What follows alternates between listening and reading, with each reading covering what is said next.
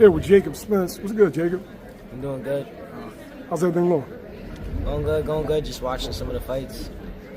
Which fight so far tonight caught your attention the most, man? Shoes. You know, he got spectacular knockout. You know, he trains really hard.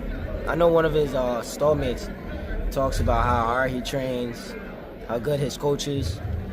You know, speaking of how hard somebody trains, I've seen you train a few times now. When do you see yourself making that transition to, you know, finally making that next step and going pro, man? Well, right now, I'm going to be going to nationals for the next couple of years, probably until like 21, 22.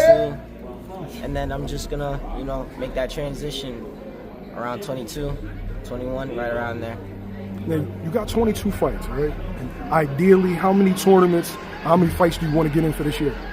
Last year I got in 14 fights, so this year I'm looking to get in at least 30. You know, obviously, it's going to be a lot of pressure with the last name, Spence, your Spence's cousin. When was the last time you actually spoke to him, and do you plan on training with him? I know when I spoke to you before, you said you wanted to. Did you get a chance to yet? No, not yet. Right now, I'm not sure what he's up to, but he tells me, you know, keep up the good work. You know, he's watching the work. He's always watching. How do you think the whole rematch thing is playing out? Do you think it will happen with him and Crawford, or are you just like, it doesn't really seem like it will actually? Honestly, I think everybody's under the impression that, you know, you don't know until you know. Just like how everybody thought the fight was falling apart and it wasn't going to happen, and then it happened. You never know. He may take off a year, come back, fight.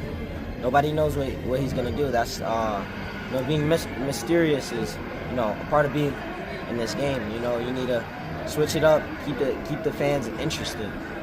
Now, how much have you learned?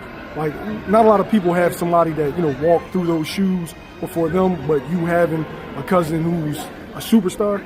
Like, how much have you learned just from his path and that you taken for your own? Honestly, I watch him all the time. I would say he's probably my favorite boxer. I remember when I first started, like, training hard, because I've always been training since, you know, my dad, since age 5 and up. But when I was like 15 and 14, 15, I wanted to take it serious. I was watching one of his fights, and it just gave me that inspiration to really, you know, take it to the top. I feel like having him close and then the family and seeing he could do it makes me know I could do it too.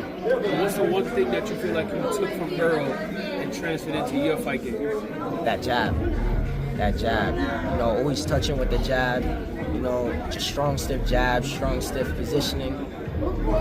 Would you rather see your cousin just move up to 54, probably fight the winner of like Zoo versus Thurman? Come again? I said, would you rather just see your cousin officially move up to 54 and probably fight the winner of Thurman versus Zoo, or are you just like he probably still should pay close attention to Crawford? I think he should, in my opinion, I think he should just, you know, take some time off, maybe a year, maybe 2. You know, who knows? It's boxing. You know, you can always make a comeback. And, you know, fight at 54. He would look great at 54, honestly, in my opinion. Are you expecting Zoo to beat Thurman on March 30th? I am expecting Zoo to beat Thurman. What you got? Decision, stoppage, what? Stoppage. Damn, you said that fast. Why do you think it would be a stoppage? Just because of the fact that, like, Keith, you know, he looks a little worn out. You know, I watched the Barrios fight. You know, it didn't look spectacular or like sharp. You know, looking young.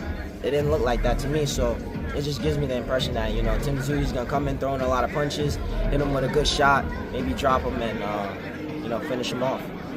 In terms of, you know, where Spence is at now in his career, you know, I want to really, like, I'm not trying to push him out the door or anything like that, but do you kind of look at him and say he only has like a limited amount of time left for the game? Honestly, it just depends on how much damage you take. You know, nobody really knows what happened in the fight because he hasn't said anything, you know, too clear. For people that anything to you? No, not at all. You know, he's a very private person. But, you know, I wouldn't count anybody out until they're out the door, you know? Thank you, brother. Appreciate it. My last question. What do you project yourself to turn pro at? Right now you're fighting at 65. Like, what are you thinking, 47, 54? I think 54. You be real comfortable. I fought at 156 for like the last 2.5 years, so move up to 54 would be a great move. 5 years from now, everything goes the way that you want it to go. Everything goes perfect. Where's Jacob Spence? 5 years from now? Yeah. I think I'll be knocking at the door of, becoming a top contender, top 10 in a world title organization. I think within me turning pro my first 5 years, I want to have a world title shot after my 5 years in the game. What kind of pressure does it come when carrying that name on your shorts? A lot of pressure. Me and my little brother are holding it down. A lot of pressure. We just got to be the best that we could be.